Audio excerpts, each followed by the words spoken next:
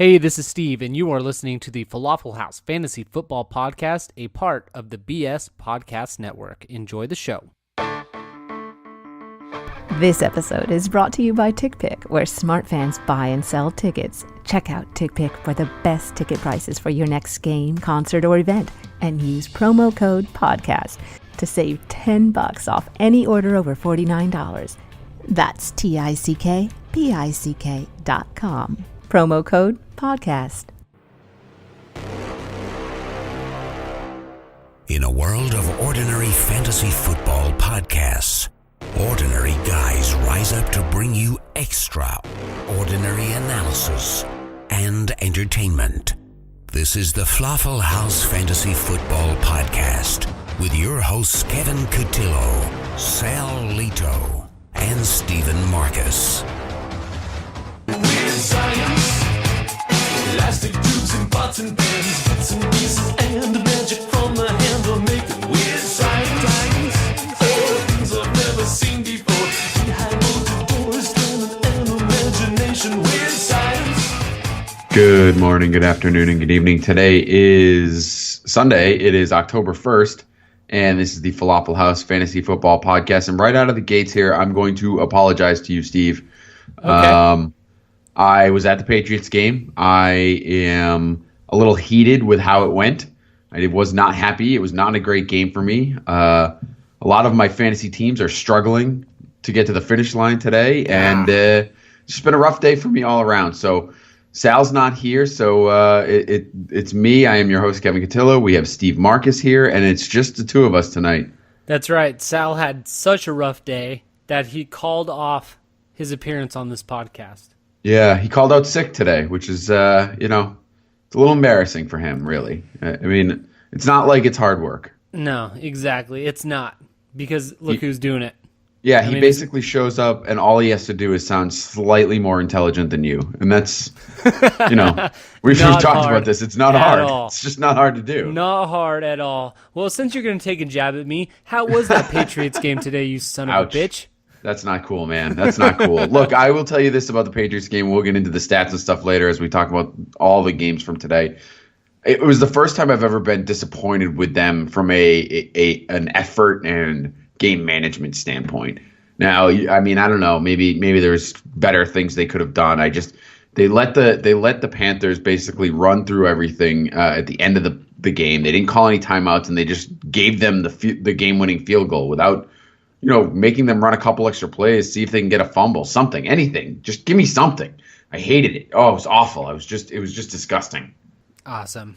That makes me so happy that you're so disappointed. That's all. Yeah, that's all I got. We're going to talk about this game a little later, so I'm just. I really appreciate that. Thank you, Steve, for making me feel so much better about it. Just so you know, Denver won, and they beat the Raiders. So as sad as you are, as sad as Sal is right now, of course, on top of being sick, I guess I'm on top of the world. Yeah, you're having a good day all around. Your actual football team won. You're doing well in daily fantasy. Yes. You beat Sal's team. Sal's sick. I mean, everything's coming up Steve right now. Yeah. Hey, it's a weird week. It's Bizarro week in fantasy football, and I'm going to live it up while I can. It is a weird week. It is Bizarro week. Again, I feel like we've said that a few times this week, but this is week 4. And the injuries today, man. Yeah, it's tough. Sad. It's tough. We will start to go through it on today's show. We are going to go through every single game, so I suggest that we start right now. Good idea. So let's start off with the Saints and the Dolphins. This game was in London, and it was another typical London stinker. These games are awful. Last week it was the Ravens somehow just destroying the Jaguars in a game. I'm sorry, the other way around. The Jaguars destroying the Ravens in a game that was over within like 10 minutes. And this week they get the Saints and the Dolphins, who struggled to put up any points at all into the fourth quarter. And then, finally the Saints come alive a little bit. They win 20-0 here. And if you started anybody on the Dolphins, you probably had a bad fantasy day. We talked about it a little bit earlier in the week. Sal had Jay Ajayi on a swim list. I disagreed with it. I was not very high on Jay Ajayi coming into this. We talked about how it was a homecoming game for him. and he disappointed with only 12 carries for 46 yards. Yeah, he did not have a great day. Like you said, most of the Miami offense did not have a good day. They didn't score any points, so no one got a touchdown. Devontae Parker, he had a decent afternoon. I believe he ended the day with 6 catches for 69 yards. But yeah, you're absolutely right. I don't know if this is just a London thing either, because they only scored 6 points against the Jets on a desperation touchdown at the end of regulation. And so this is 2 weeks in a row for the Miami Dolphins facing the Jets and the Saints where they put up 6 points. So you absolutely have to be worried about this. You don't panic, you don't drop any of these guys, but you have to seriously consider, putting Landry or Parker on the bench. I think Ajayi, he still is a good running back. If you watch him, he runs hard, he runs well. So the opportunity for him is still there. I think you still put him in your lineup each week. But yeah, the Dolphins are a team that you have to be worried about. The Saints, on the other hand, it seems like they're going to get theirs for the most part every week. Michael Thomas has really made a huge comeback from the first 2 weeks. He's been very solid weeks 3 and 4. And then from the running back standpoint, Kevin, I know you're going to appreciate this. It seems like Alvin Kamara is the guy you want to own there. Yeah. He is the most versatile back for them. He was absolutely the best running back for that team on Sunday today. So I think he's someone that's definitely worth the speculative ad. You don't necessarily have to start him every week, but just keep an eye on him because I don't think they can keep running Ingram and Peterson and Kamara out there. They seem to have made up their mind that Kamara is the guy that they want to utilize most often. Yeah, look, I'll tell you that I think they're still going to use Mark Ingram quite a bit. He got 14 carries in this. He only got 45 yards, but they have to bring him in as kind of a change of pace no matter what. They have to have someone that can, run a little bit more between the tackles. I think Kamara can do it, just not as often. So I think they're going to use Ingram. Obviously, they're going to continue to use Peterson for some reason. I have no idea why. That experiment has clearly failed. 0.4 points today and a half point PPR. He had 4 rushing yards. So just overall, it was ugly for him. I think you're right. I started Kamara in the Falafel League. I was very happy with that. He gets 10 catches for 71 yards in the air and a touchdown and 5 for 25 on the ground. So very productive day for him. I'm still waiting on that big Drew Brees day. He hasn't really had that day where he just pops like Drew Brees is supposed to. I know he had 300 yards and 3 touchdowns a couple weeks ago, but it still didn't seem like him. So I don't know. they just haven't had that day yet. I think it's a good thing, though, because he's been on the road a few times. He had the opening night in Minnesota where he did decent, and then he had a game at home against the Patriots, your Patriots, where he did very well again. And then this week, he had a game in between there that I'm not remembering right now, but then this week he was in London and still had a very decent game. So I think the fact that he's done so well so far and has not had that huge game should actually be promising. I think those games are still yet to come. And I think you relish in the fact that he's been very serviceable and very good even without having that huge pop-off game. If this is his floor, I think that's very promising. Yeah, I guess I can't argue with that. I mean, he has been productive, so you're not unhappy with him. It's just, like I said, it's just not what we're used to seeing out of Drew Brees. So as he gets older, you always start to wonder about things like that with these guys, that are over, a little older, him and Brady and guys like that, if they're starting to slow down, they're not seeing those big games. But like you said, he has been productive, so certainly not a reason to panic yet. Michael Thomas is obviously the clear-cut number one there, and he's a wide receiver one. He will be pretty much most weeks. 8 for 89 and a touchdown in this one, so that was nice. Not too much else throughout the rest of the offense for them, though. They really depended on those two guys, Kamara and Thomas. So quite the debut for Snead, huh? Yeah, well, he didn't play, so exactly. Not a great start. He comes off suspension and apparently has a quad injury, I think it was, that kept him out of the game in this one. We'll see what happens next week. I still think Coleman's playing well enough that they're going to have to work him in. I don't think he's just going to come in and see 8 targets or anything like that. So Mark Ingram did see 8 targets, by the way. He only caught 4 of them, but he saw 8 targets. It's crazy. I think Ingram is still somebody that you could start at least as a flex at the very least. But Kamara has definitely worked himself into that flex spot as well. Snead is somebody that, even when he is healthy, I don't think I'd roll him out into my lineup week 1, especially with this early injury setback. I would let him show me something for a game before I put him in there.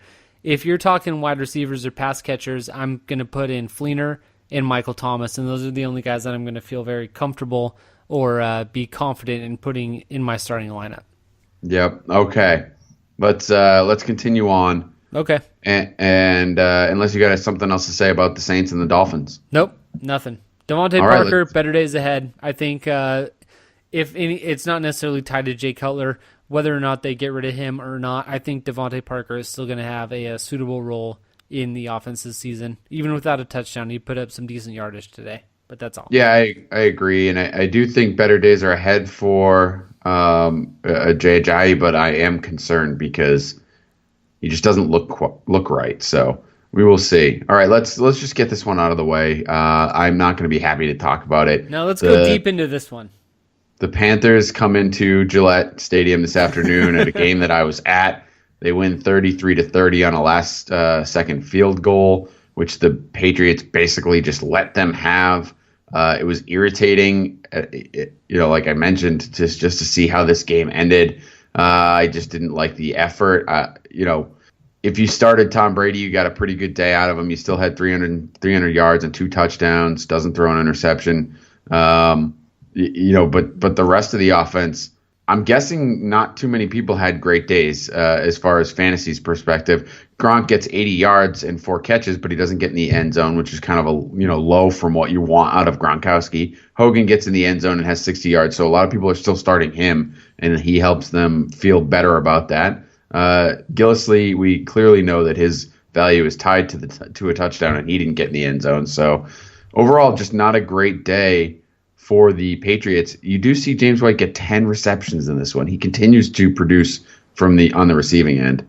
Yeah, he is PPR gold. So if you're playing in any kind of DFS that is full PPR, he is the kind of guy that is not going to cost you very much and is going to produce 10 receptions. That is huge. But like you said, the rest of the Patriots offense, outside of Gronk and Tom Brady, and then maybe Chris Hogan, it's hard to rely on any of these guys week to week. You had no Rex Burkhead. He was inactive for this game. Gillislee, like you said, did not get in the end zone. Amendola, he was healthy. He did get a touchdown as well. He was decent, but you never know. Each and every play can be his last play because he's been so injury prone. So from that side of the ball, it's been very rough. And then from the Panthers side of the ball, the guys that you would expect to be good, Kelvin Benjamin had a decent yardage day. Cam Newton, someone that everyone was very, very low on this week, he had a huge day. And then, of course he did. Exactly. Of course he did. Exactly. And then, Of course he finally decides to start running, and he gets 8 carries for 44 yards and a touchdown. Of course he does. Why wouldn't he? Why would we try to stop Cam Newton? It's not like he's run all season. Why not just let him run? Let's just let him run right up the middle. Not even to the outsides. Right up the middle. They seem much more worried about stopping Christian McCaffrey, who has done, he's had a nice yardage total, a decent yardage total, not super nice for the season, but he's not scored any touchdowns. The Panthers have not done anything to utilize him. So as far as a threat aspect, it does seem that the Patriots were not focused on Cam Newton. They did not view him as their threat. Everyone knows the Patriots take away the offense's number one, threat. And that it didn't seem to happen today. Devin Funchess, he had 70 yards and 2 touchdowns. Fozzie Whitaker. Whitaker gets 3 for 34 and a touchdown. Sorry, yeah. Sorry, I didn't mean to cut you off. No, it was a weird game. It was a high scoring game, but just it did not seem to help a lot of fantasy players outside of the 2 quarterbacks because the touchdowns were scored by Fozzie Whitaker and Dion Lewis. So the worst part about this thing is that now you can literally bank on starting all your guys against the New England Patriots because their defense is garbage. Rough. They are playing so poor, it is unbelievable. When you see Kelvin Benjamin get 4 catches for 104 yards and Devin Funchess 7 for 70 and he gets in the end zone twice, you know that you can start just about every receiver against this team right now. I don't know what it is about the secondary. They have good talent on there. They just cannot put it together. Part of it's the pass rush. They don't get any pass rush, and that makes a huge difference. And then today, they just couldn't stop Cam Newton as far as the rushing. He rushed very efficiently. Obviously, like I said, 8 times for 44 yards, but just an overall terrible game for me, terrible game for the Patriots, terrible game for fantasy, for some people, because most people have Cam Newton on their bench, but overall, just, sorry. Let's just. All right. Before we move on, I'll just say I did have the Panthers plus 9.5 in this game, but that's neither here nor there. Good for you. That's lovely. I know that is a good bet, though. I will say that. I can't argue with that pick. I mean, I thought this game was going to be close either way. I just didn't think it was going to be 33-30 and that the Panthers would come out on top. I mean, the fact that the Patriots had to come back down 14. Down 14. That says a lot. It shouldn't even have been that close, honestly. This is a team that people wwere saying could go 16-0, which is ridiculous. They just look so bad now. They make those comments look ridiculous, absolutely ridiculous. 16-0 all right, ain't no joke. All right, we're gonna move on because I can't talk about it anymore. The next shocker of the week, in my opinion, is Buffalo Bills travel into Atlanta and beat the Falcons 23-17 somehow. How is this even possible? How are we in a world where the Bills can go into Atlanta and beat the Falcons? I think the Bills' defense is just a lot better than people gave them any type of credit for. That's all we can say. I mean, 2 weeks in a row they've beaten Denver, which they've been solid, but no one thinks that they're a high-powered offense, and they were playing in Buffalo. But then for them to go to Atlanta and to basically dominate that game, they were leading for the vast majority of that game. Is a real statement. That says something. So, Julio Jones did leave the game before halftime and did not come back, so that is a huge factor. But they kept Devontae Freeman in check. They kept Tevin Coleman. He did have a pretty solid game, but their offense was not afraid. Everyone railed on them for selling all Sammy Watkins and Robert Woods. They left during the offseason. They brought in Jordan Matthews, who did have a touchdown today. Charles Clay has had a solid start of the season. He's been good each and every week. And Tyrod Taylor continues to be efficient. He doesn't turn the ball over very often, and their defense is very solid. They showed that, going to Atlanta and holding that team to 17 points, which is something that Green Bay could not even do 2 weeks ago, that shows a lot. So I think that is a huge statement game for them. I think it shows the league that Buffalo isn't tanking like a lot of people accuse them of to start the season, and it's just something that you have to pay attention to going forward.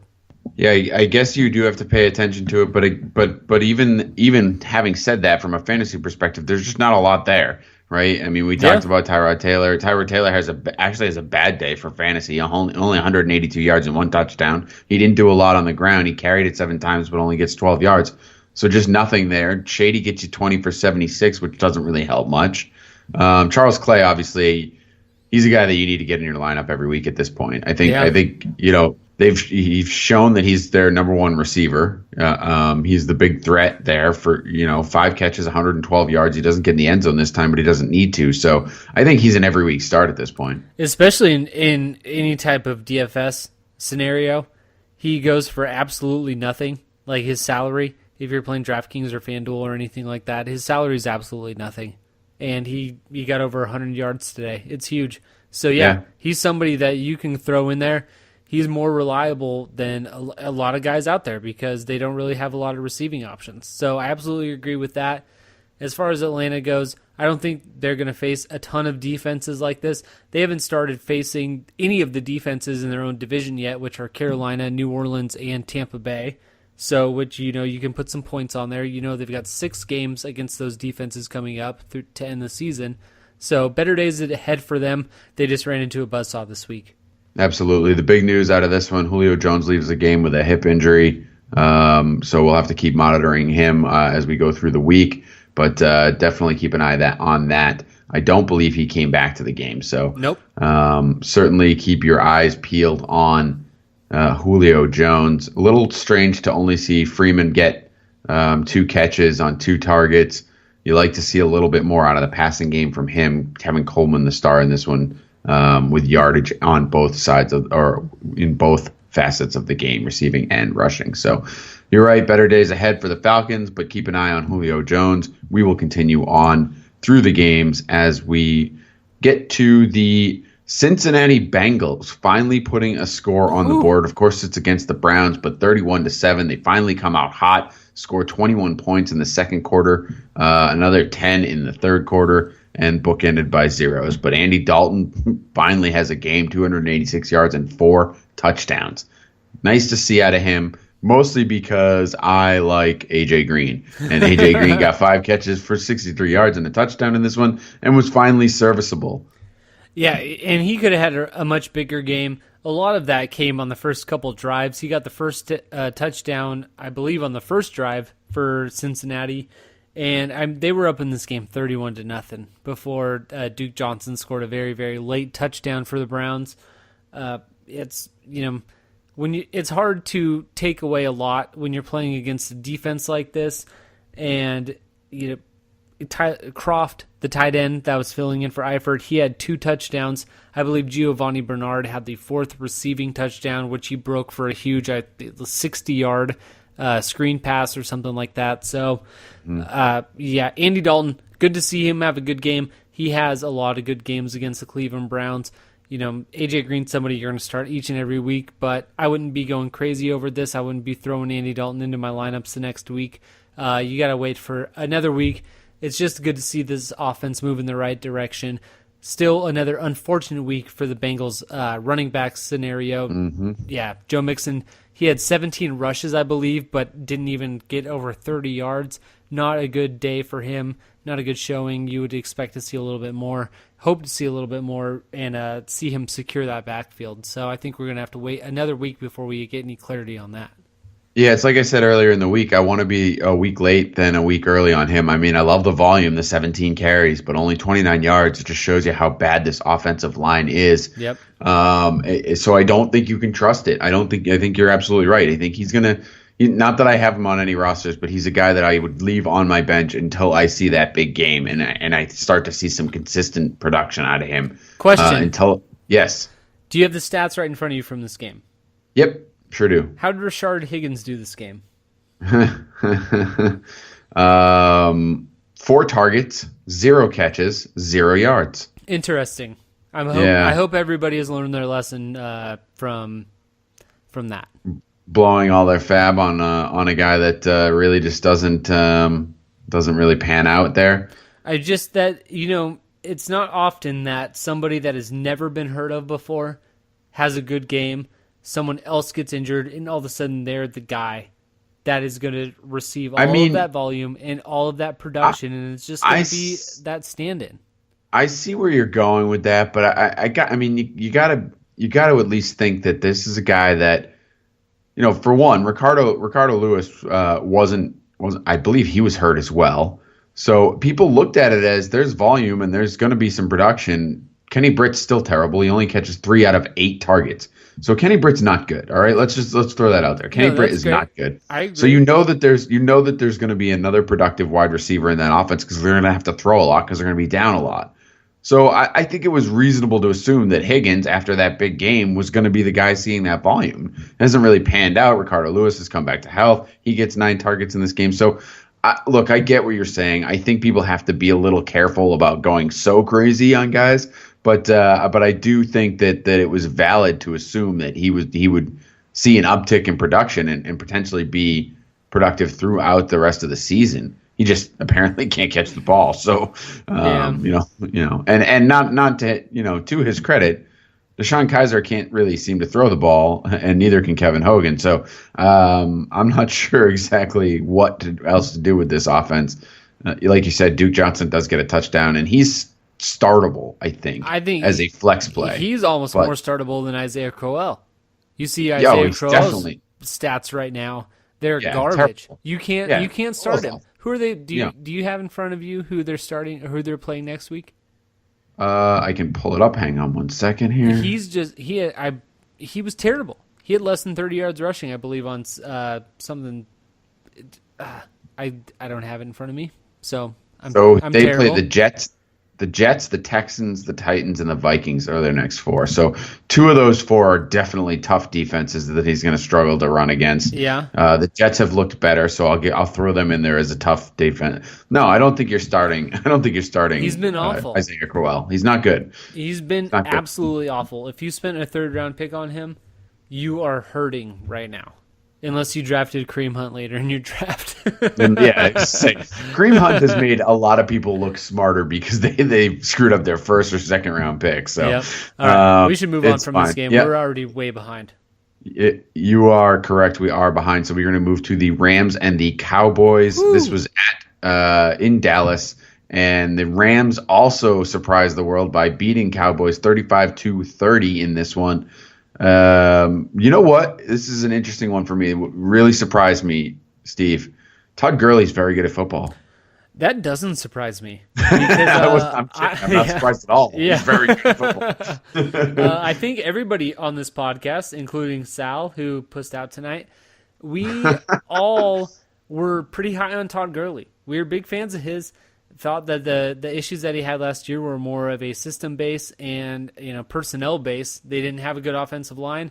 It just goes to show what a change in scenery can do for a team like that, which obviously he didn't move anywhere, but new people came in. But yeah, he's looked absolutely great. Of course, he was facing me in falafel today, so for him to have a 30-plus point game is only fitting. Yards, yeah. Sure. But, fun to watch. We have breaking news, Steve. I'm sorry I interrupt you, but we have breaking news from the Seattle Seahawks Indianapolis Colts game. Okay. Eddie Lacy is alive and actually on the field. Interesting. I heard reports were that he was dead.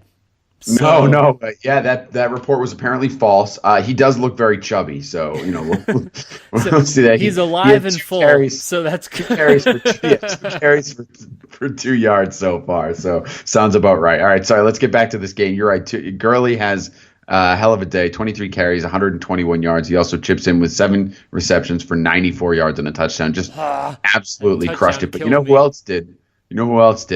Your boy Cooper Kupp back on the field and producing. Yeah, 560 with 1 touchdown. Back on my bench after last Thursday nights. When they scored 40 points and he did absolutely nothing. He found his way back on my bench, and then this is when he decides to score the touchdown. So, the real surprise though, Sammy Watkins, 1 catch, 17 yards, 2 targets after a week. A good week last week.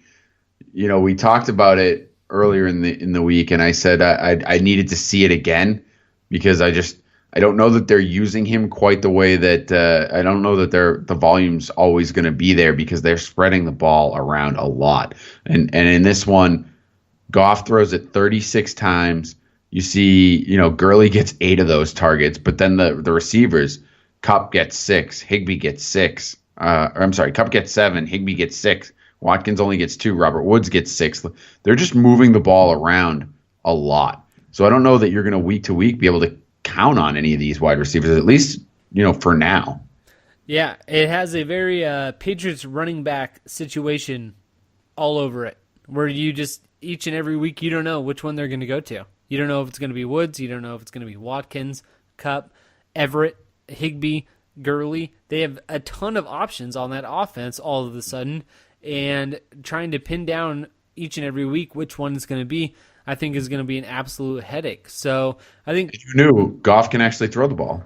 Who knew? He wasn't great in this one, but he was definitely efficient and throws for 2 touchdowns. So good luck going forward. Let's talk about the other side of the ball. Obviously, Dak Prescott has a great day with 252 yards and 3 touchdowns.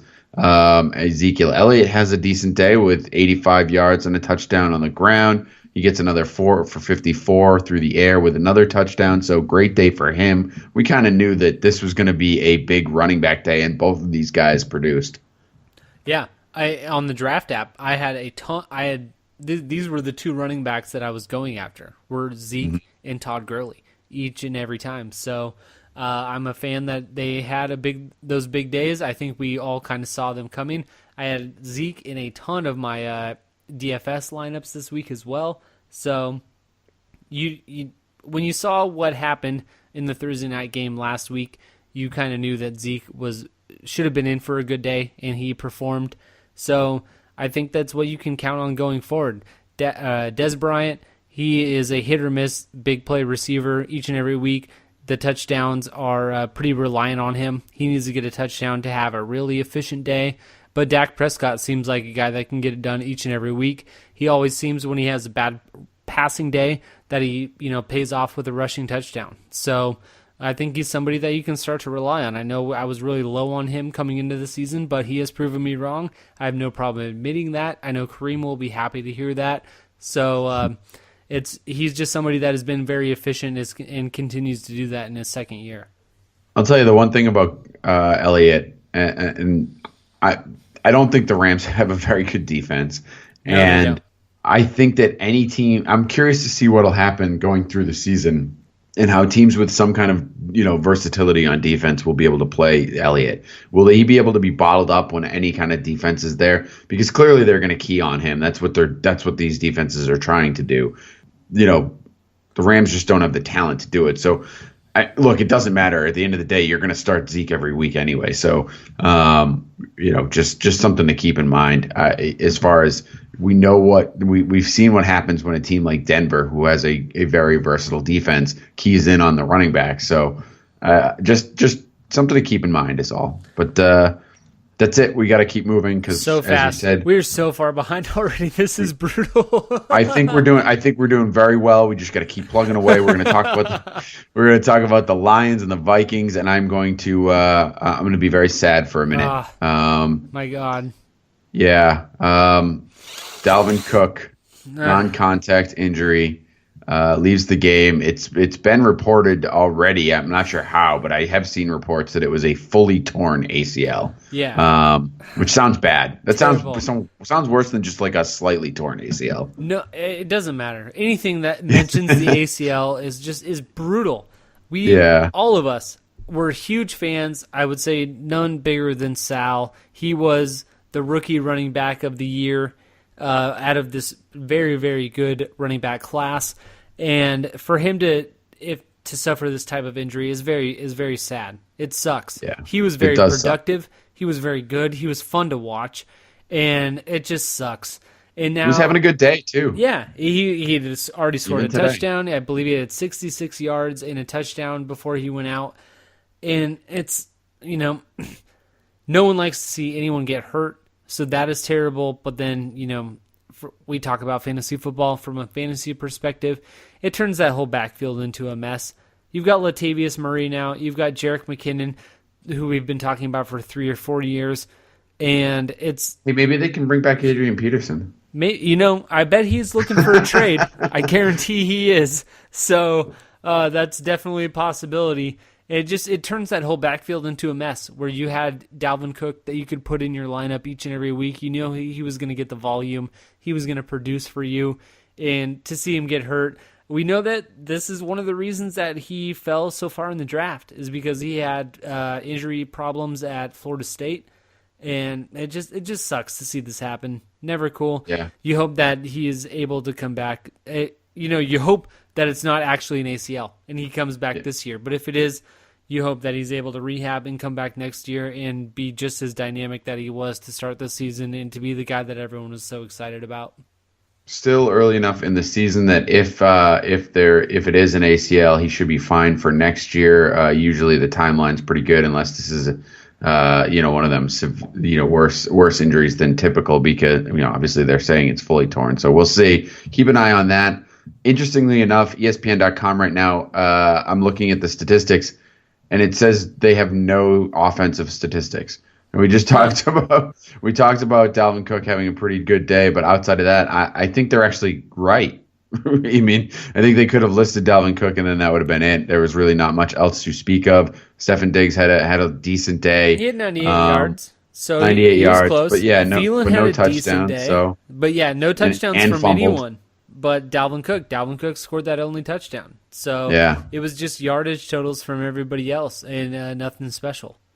On the other side of the ball, Matthew Stafford disappoints you with only 209 yards and no touchdowns. He doesn't throw any picks, and this is a very good Minnesota defense. So, at least there's that. But you definitely want to see more out of Stafford than that. Abdullah has the good day, 20 carries, 94 yards, and a touchdown. And Theo Riddick is pretty quiet overall for those of you who started Theo Riddick. When he only gets one catch on 2 targets, it's not going to be a good day for him. So Yeah, their offense had a pretty difficult day. Like you said, the Minnesota defense is pretty stout. They're playing in Minnesota, so that just gives them a little bit more of a boost. And you just hope that better days are ahead for all of them. They all had decent days, but nothing special for any of them other than Abdullah. I believe he did get hurt at some point during this game, but he came back, so that is good to hear. But otherwise, I thought this was a tough spot for them. I didn't think Tate was going to have as good a game as he had the week prior, and just all of these guys, they all seem to struggle. Michael Roberts, Sal's lover boy, he did get his first NFL catch, so I think it's important to report that. was it a touchdown? It was not a touchdown, but it was that's in the weird. red zone. I thought all he did was catch touchdowns. It was I in thought the that's red zone, so he made a nice play, but better days ahead for Michael Roberts, considering We'll he see. has his whole career ahead of him. Yeah. But yeah, All right, we got to move. We got to keep All right, moving. go ahead. We got to I keep got going. nothing else There's for nothing. There's nothing else from this game anyway. The offense was pretty weak. We are going to talk about the Jacksonville Jaguars and the New York Jets, a couple of teams that you probably didn't start too many people, although a lot of people were piling in on Bilal Powell, knowing that Matt Forte was out, and he did not disappoint. 21 carries, 163 yards, and a touchdown. He chips in 4 catches for 27 yards as well. Huge day for Powell. You love to see that. This is a guy that I think a lot of us were pretty high on coming into the season because we just, we didn't expect a ton out of Matt Forte, given that he had, looked like he had slowed down. He's been injured. So overall, this is what you want out of Powell. Yeah, I absolutely agree. This is what everybody has been saying, when the season started, that Powell should be given a chance. And I know a huge chunk of that was on the very early on in the game. He had a 75-yard run for a touchdown, so that was the bulk of his yardage. Of course, the only touchdown that he scored of the day. But still, he was very efficient throughout the rest of the day. And this is against a Jaguars defense that we've seen through the first 4 weeks of the year that is pretty good. So, his efficiency overall, his yards per carry might look very good because of that huge run, but he was pretty decent throughout the entirety of the game. I think they'd be very smart to maybe try and deal Matt Forte to somebody else that might be in need of a running back and just let him help them out as much as they want to, try and win games. They said they weren't trying to tank at the beginning of the season. They're 2-2 right now, so they're proving everybody wrong. I'm sure all of his fans are pretty upset at that because they're ruining their draft stock with every win that they get, but that's the way it is. Players don't like to lose. They're going to try and win every game that they play, and they're proving it right now. So everyone on the receiving core, you're not really starting anyway, except maybe Jermaine Kearse. People have thrown into some flex. He had 4 catches for 17 yards, so he comes back down to earth. Austin Seferian-Jenkins, we talked about him earlier in the week. He's a guy to keep your eye on. He has 4 for 46 as he starts to get acclimated to this offense coming off his suspension. So he's, again, a guy from a tight end perspective. He's a guy you're going to want to keep an eye on because he can be good and he can be usable, if he continues to produce.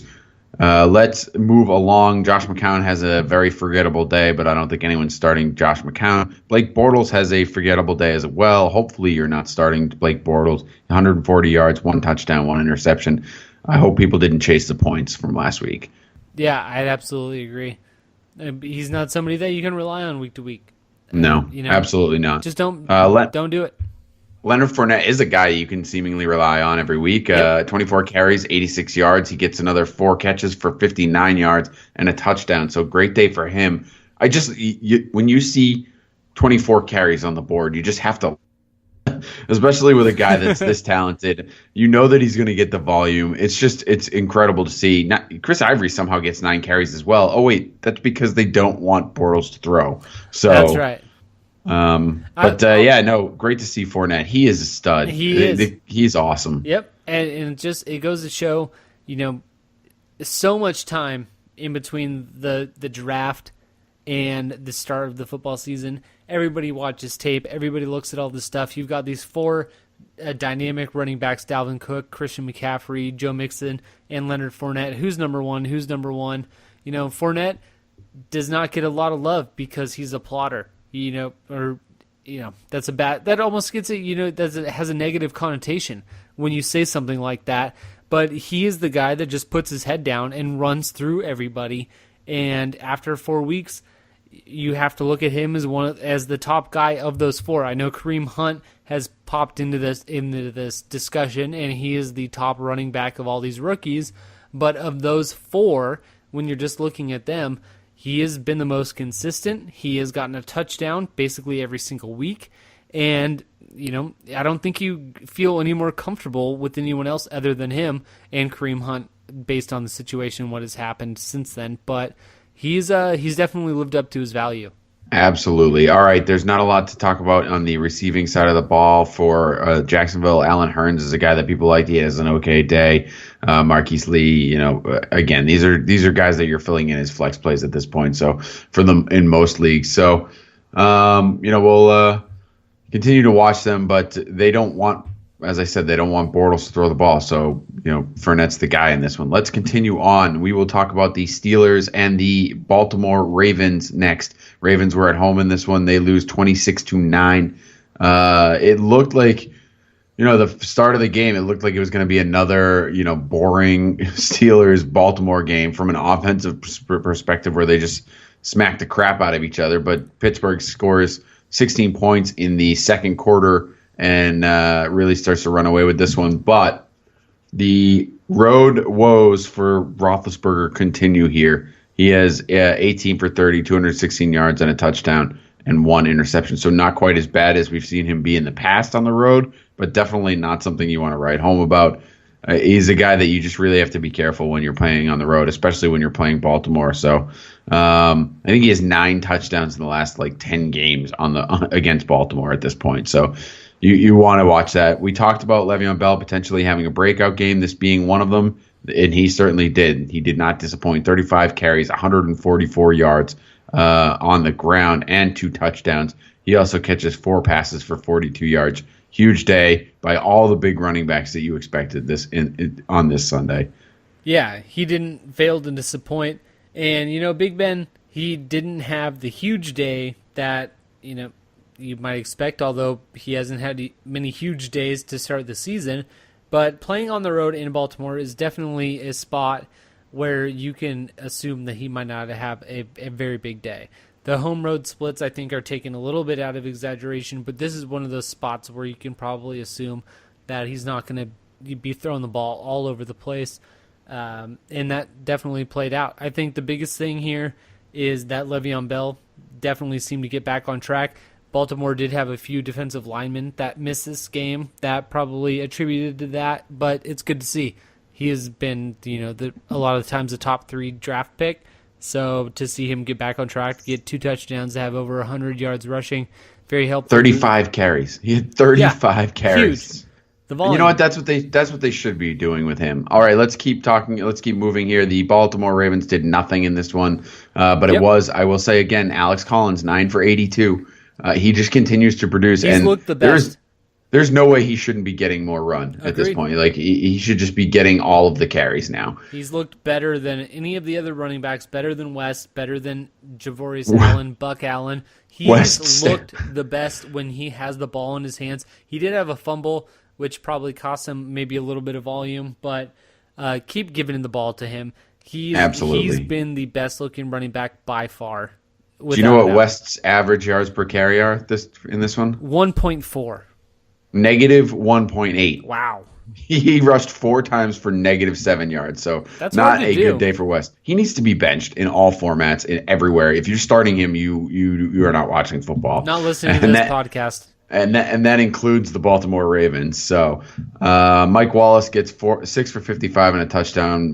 Maybe you had him in as a flex play. You know who didn't have a great game? Antonio Brown. And I know we already talked about the Pittsburgh Steelers, but I bring him up because I had him in a lot of draft app action this weekend, and that really hurts.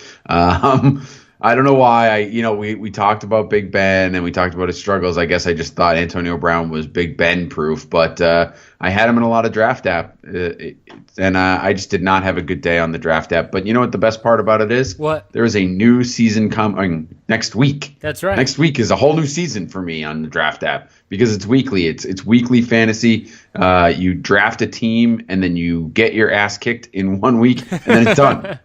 And then you can do it all again the next week and hopefully rebound, which is what I'm going to be looking to do next week. That's right. You lick your wounds and you move right on to next week.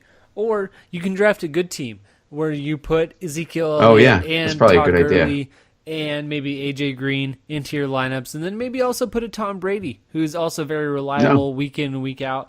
You go with those 4 guys. You're probably going to be winning a lot of head-to-head draft lineups, which is what I have done this week. So You know what's great about the draft app? What? When you draft those guys, no one else has them. Exactly. I'm the only one that benefits off of Todd Gurley and Ezekiel Elliott. Instead of having Todd Gurley dominate me in falafel, I'm the only one that benefits off of AJ Green scoring against those Cleveland Browns. That is the best thing about the draft app. It is 1 week only. You get those players. You are the only one that reaps the benefits of those players. You collect your money, and then you double it up the following week to win even more money. There's money to be made on the draft app each and every week. There's definitely money to be made, and you can get in there. You can go to playdraft.com/falafel. You can go to the draft app and use the promo code falafel on either iTunes or Google Play, and you can deposit $10. And when you do that, you will get an entry into a free contest. So definitely get down there or get on there. Playdraft.com/falafel or use the falafel promo code. That's FLAFFL. On the app, and you will get a free contest and hopefully do a lot better than I did this week. All right, let's keep moving through these games. We have to really fly because fast. we're going to go so fast. We're going to supercharge through all of these. And we were going to talk about the Texans and the Titans. Woo! The Texans Deshaun Watson absolutely blow this one out, 57-14. They crushed the Titans. They just started off hot with 14 points in the first quarter, and they did not let up. Deshaun Watson is the story. 283 yards, 4 touchdowns. He also rushes 4 times for 24 yards and another touchdown. You guys mocked me when I had him 5th overall in my rankings. You mocked me, and he's currently the number 1 quarterback. You had Deshaun Watson ranked 5th overall in your season-long rankings? No. This week I had him fifth quarterback on the board, and you guys mocked me for it. Well, let me be the first and only one to apologize for that. Because, yeah, you would definitely be the only one. That's Sal solid. would not do that. No, absolutely not. That's solid. That was solid because he was on fire today. I'll tell you, he really impresses me. He is He good. really, really does. He's He very is good. He's very playing good. well. Very good. He is what Dak Prescott was last year.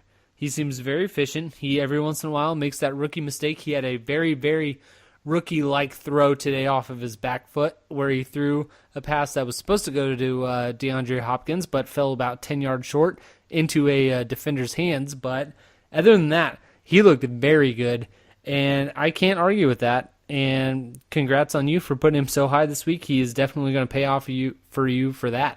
Thank you. He's making DeAndre Hopkins very usable. 10 catches, 107 yards and 1 touchdown. Only 12 targets this time. So, Lamar Miller has a great day. 19 for 75 on the ground with a touchdown and 4 for 56 through the air with a touchdown. We heard all this talk about, Deonta Foreman stealing carries, and yet and he did. He had 13 carries in this one, but Miller just still very usable. So maybe you can see these guys start to be shared and they're both usable. Again, if Deshaun Watson continues to produce efficient games, they will be able to run the ball quite well, and I think that both of those guys can be usable.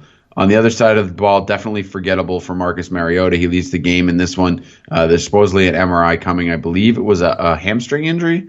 Yep. If I read that correctly, he only throws for 96 yards, and he has 2 interceptions. Matt Castle not much better in relief, 21 yards and 2 interceptions. Mariota did have some nice running plays. He had a 34-yard touchdown run and he gets another one on the ground as well. So 2 rushing touchdowns against me in falafel. So obviously, that's because he salvaged his day. There you go. Murray and Henry were both ineffective in this one, and they just couldn't get the ground game going because they were getting crushed. So not a whole lot else to say about this game. So we'll just continue on. Probably a good idea. Yeah, Let's do that. In DraftKings, Lamar Murray, that's not a person. Lamar That's Miller, not a person. he was cheaper than Alfred Morris this week. Oof. Wow. What the hell is that? He's a starting running back. I don't understand that at all. Makes no sense. I don't get it. Can't answer that question for you, and we don't have time for it anyway. Don't even The try. Philadelphia Eagles traveled west to to Los Angeles to take on the Chargers, who are now 0-4 because they lose this one 26-24. I actually thought the Chargers were going to win this game. I picked them overall to win this game outright because I thought, Philly traveling west, yada yada yada, all that stuff. It did not pan out that way. Carson Wentz has an efficient day, 242 yards and a touchdown. LeGarrette Blount, the story here, 16 carries, 136 yards, no touchdown, but that's a pretty productive day. And it's, of course, because I said he was useless at this point. Yeah, that had to have had something to do with it. I'm sure. Yeah. We did have high hopes for Wendell Smallwood. He gets 10 carries for 34 yards, and he does get in the end zone. He also has 4 catches for 45 yards. So it does look like Smallwood's going to be picking up a little bit more of the slack from the Darren Sproles injury. But LeGarrette Blount actually caught a pass in this one, too, for 20 yards, which is interesting. Corey Clement also gets 10 carries. This is starting to be a mess, really. Yeah, it's ugly. It is pretty ugly basically on both sides. I think Melvin Gordon and Zach Ertz from everybody on this team. And, Keenan Allen, he has been pretty solid each and every week. But those are the only guys that you can really trust. Alshon Jeffrey, definitely moving up up that list as somebody that you can feel more confident plugging in your lineup each and every week. But yeah, he gets only 3 for 29 in this one, but at least gets the touchdown. Yep. So yeah, he's a guy that's going to score one way or another, whether it's he gets a touchdown or he gets some decent yardage, and every once in a while he's going to have a game where he gets both. Phillip Rivers was usable in this one with 2 touchdowns and 347 yards, but Melvin Gordon had a rough day, only 10 carries for 22 yards, in no touchdowns. So just a rough day overall for him. And Keenan Allen on the Chargers side of the ball, 5 for 138. Tyrell Williams gets a touchdown. Was it you that said Tyrell Williams you thought might have a good game? I don't believe it was. Oh, wow. I was going to give you credit for something. I know, but I can't just take credit. I could have just lied and said, but like, yeah, that was me. Sure, why not? You're giving that one to me. But no. Sal would have lied. Of course he would have. That's why this podcast has earned a little more dignity tonight. I appreciate that. That is good. Hunter Henry gets the touchdown, but I don't think. Of course he does. Yeah, why not? He's playing against you. No, but I had Antonio Gates that I would have really liked to score a touchdown tonight. Score a touchdown? Sure, absolutely. Look, that's the problem with these two guys. I think they're definitely not every week starts for tight ends because you don't know who's going to get touchdowns. Neither of them really got heavy volume. There's only 8 targets between the two of them. So if they were one man, they would be a good tight end. But there's 2 of them. So if somehow they could morph into one person, one single person, that would be great. One but type of hideous melded person. It would be pretty bad. Man.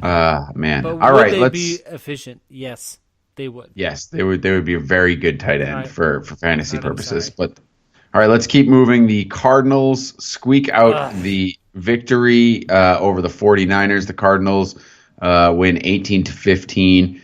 Carson Palmer gets a last minute touchdown in overtime, which basically salvages his day. He had a good yardage, but nothing else outside of that. Larry Fitzgerald catches that touchdown, and that salvages his day. He gets 4 catches for 32 yards. So Jerron Brown was the, hey, which one's going to have a good day today guy. He gets 8 catches, 105 yards. John Brown played in this one, which is really nice, and he got 7 targets. He only caught 3 for 47, but it was good to see him out there. They said he was going to be on a snap count, and it looked like he played a decent amount and get 7 targets. So I like that. That's progress. Yeah, but you have to see what he looks like next week. Agreed, It's cool. but I like to see it. Absolutely. I own him Don't rain on my parade, Steve. Trust me, I own him in falafel. There's nobody that wants him to be healthy and contributive more than me. I want him to be there. I want him to play. I want him to be good. But you have to see it happen 2 weeks in a row because he was healthy week 1, and then he's missed the last 3 weeks, and then here he is. So you have to pay attention to all this kind of stuff. You know what the Cardinals can't do? What? Run the ball. Absolutely not. It's all Carson Palmer, and it's all that passing game from now. Andre Ellington, Chris Johnson, Elijah Penny, who I believe was back there. You can't rely on any of these guys. It's all passing game for them, and I think it's Elijah with 2 A's, by the way. Sorry. Just to I make sure. apologize, Elijah. No. You said it right. It's just I just wanted to point it out there. He has 2 A's. I didn't make it apparent though that it was 2 A's. So yeah, you should have said bad. like Elijah. Yeah, I should have drug it out a little bit. So I apologize for that. I apologize for that. But anyway, Chris Johnson leads the way with touches, 13 for 32. But Ellington's the guy you want if you need like a flex play. Ellington's the guy. He gets 5 carries for 18 yards, but he gets 9 receptions for 86 yards on 14 targets. So he's the guy you want. He's the guy that you can use, particularly in PPR formats. Outside of that, I think you have to stay away from it. It's unfortunate that this Cardinals offense was, we saw 2 weeks ago on Thursday Night Football what the Rams were able to do, and then for the Cardinals to have to win this game in overtime after only putting over 12 points was pretty pathetic, I must say. Yep. The 49ers are succeeding where the Jets are failing. They are now 0-4. Brian Hoyer is useless in fantasy. He's 234 for a touchdown and an interception, no touchdowns after a big week last week. So hopefully, again, just like Bortles, you didn't chase the points here. Carlos Hyde came into this one banged up with a hip injury, but he carries the ball 16 for 68. So that's nice to see him get that kind of usage on a day that he was hurt. Hopefully he can continue to improve on that. We did see Breda get 9 carries as well. And there's nothing in the passing game for San Francisco on this one. We saw Garcon have the big game last week when Hoyer actually did light it up. It's just not something you're going to be able to trust. I think Garcon's maybe a wide receiver 3 most weeks, and then you're going to get a big one every once in a while. I would absolutely agree with that. You would like to have him as a wide receiver 3 for PPR perspective, but he was probably covered by Patrick Peterson for a majority of this game today. So maybe hope he faces some less stiff competition going forward. Just keep an eye on him. He's definitely a matchup play. Absolutely, I agree. That's it. We'll move on. We will continue down the road to the Giants and the Buccaneers. The Giants are now also 0-4. That is bad. That is really bad. This is a team that I thought I actually thought they could make a run this year. I thought they were going to be talented. I know that the injury to Odell Beckham Jr. hurt them in the beginning of the season, and clearly the offense kind of runs through him, but. Just awful. They lose this one late on a late field goal, last second. Eli Manning throws for 288 yards and 2 touchdowns, so he was actually pretty usable in this one. Odell Beckham gets 7 catches for 90 yards, no touchdowns, and he leaves the game in this one. It doesn't sound like it's too serious, but it was an ankle injury. I guess he returned, so hopefully nothing there. But it's just, there's really not much going well for the Giants, but they were at least usable from a fantasy perspective in this one. You saw Odell Beckham, like I said, he had 90 yards. Not what you want, not the big day out of him, but at least it's serviceable. Evan Ingram continues to produce. He gets 6 for 62. So as a tight end, that's pretty solid in this day's tight end. And then Sterling Shepard, your boy, gets another 5 for 54. So he's very usable as a flex right now. Yeah, he's been very decent, but I think what I'm most happy about is Evan Ingram being utilized in this offense week to week. Going into this week in a half-point PPR standard, scoring, he was tight end number 9. And I know we saw this last year from Hunter Henry. He was a top 10 tight end or very near top 10 tight end. I don't know exactly, but which is not very normal. So to see Evan Ingram used in this type of fashion each and every week from the Giants is pretty promising from that aspect. Yeah, 11 targets. I mean, you can't beat that kind of kind of volume. Yeah, exactly. And the Giants' defense was one that you thought that you might be able to trust from a fantasy perspective. They were very solid last year. They seemed to start the season pretty solid, even though they were against Dallas. They lost that game, but they were pretty decent. It does not seem to be carrying on through the season. It just doesn't seem like a team that you're going to be able to rely on each and every week, and you hope that it's not all just tied around their offensive line, but it seems to be, because if their offensive line is doing absolutely nothing, they can get no run game going. They have no protection for Eli Manning, which no protection for him is going to lead to not a lot of time to let plays develop down the field for OBJ to be very effective. So yeah, I mean, the offensive line has been absolutely brutal, but you would hope that someone in the running game would be able to step up at some point, and they haven't. Even with, I mean, I've talked about offensive lines and how important they are a lot, but it's tough to see that no one can make anything happen in that offense. Wayne Gallman takes over in this one for Paul Perkins, who leaves. Just so keep that in mind. Perkins did leave the game with an injury, so we'll have to monitor that. On the other side of the ball, Jameis Winston was very good, 332 yards and 3 touchdowns. Jaquiz Rodgers, in what is probably his last start of the year, gets 16 carries for 83 yards and was very efficient. And, of course, you know what, Steve? I was all set. I was watching this game, monitoring this game from the I know what you're gonna say. from my phone, and I'm looking at it, and I see O.J. Howard has 2 catches, 63 yards, and a touchdown, and I'm all ready to rub it in your face that he was, the productive guy, and then he doesn't catch a pass the rest of the game. Brait has 4 for 80 and a touchdown and outproduces him. Look, here's the thing. Brait got 6 targets, Howard got 4, and they were both productive in this one, but they easily both could have been not productive. Brait catches a 35-yard touchdown pass, and Howard catches a 58-yard touchdown pass. So my point, I think, is still valid, even though they were both productive in this one. I'll tell you what, if you watch the tape on both of them, the O.J. Howard touchdown is a completely blown coverage, wide open. The play goes to the right. He is wide open on the left, about 15, 20 yards down the field. The pass goes to him. There is no one there to stop him, and he just runs the rest of the way into the end zone. So that is the type of play where you can look at the box score and you can say, oh, okay, O.J. Howard is now a part of this offense. But if you see that most of that play and that touchdown came on one blown coverage play, I'm just saying you see the targets. 4 targets to 6 targets. I'm just saying you can see that they're clearly both being used. That's all. No, that's all you can say. You were misleading the people, Kevin. You're misleading the people. I'm really not. No. My point, like I said, my point is valid. They're both being used. They're going to cancel each other out in most weeks. We cannot use this platform to divide people. We have to unite everybody on the Cameron Brait platform. All right? I'm just saying. All right, well let's unite them on the next game, because we have to continue moving. We have to finish this up. This is it. This is the last one. We got one to go here. We are on, and it's the best one for you. The Broncos go.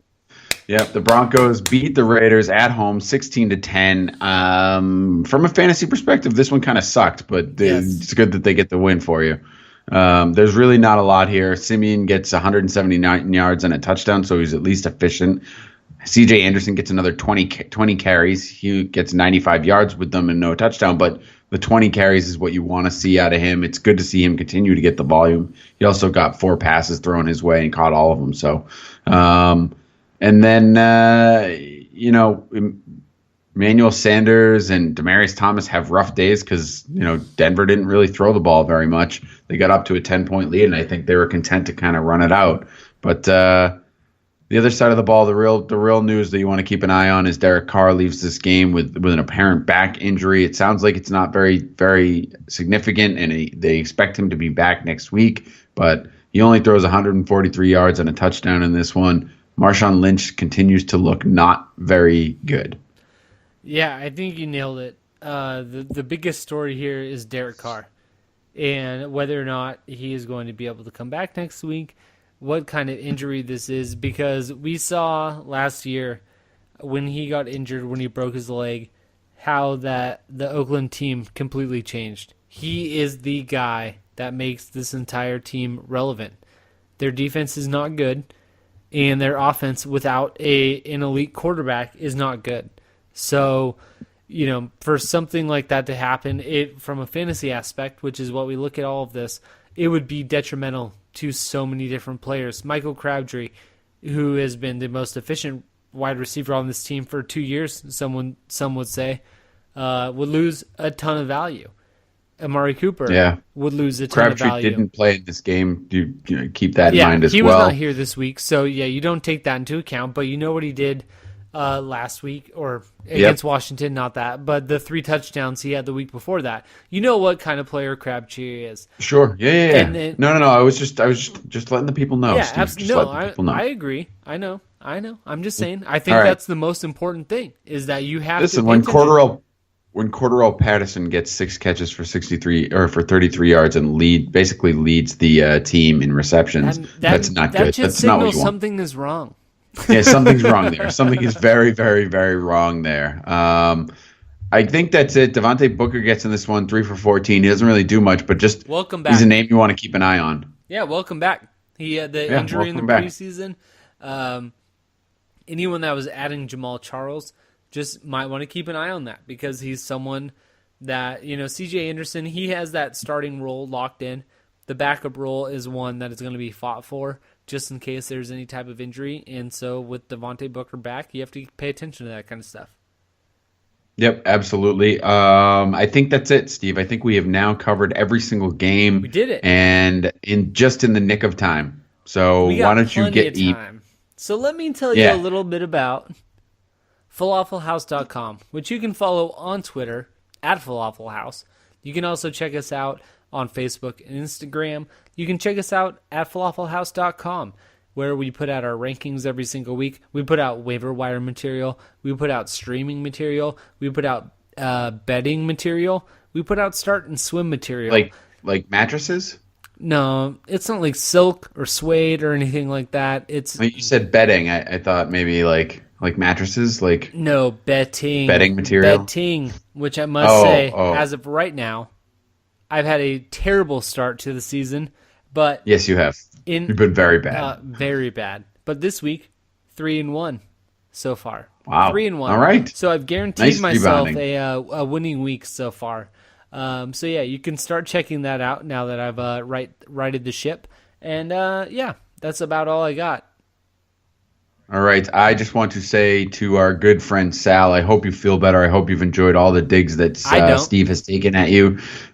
Steve is very upset with you for not manning up to be on this podcast. So get better soon. Soft. And make sure you add some charitable aspect to your fantasy playing experience. It will definitely enhance the experience for you. And reviews. We love reviews. So get to iTunes, get to wherever you get your podcast, and review us. That would be very helpful. We appreciate it. Until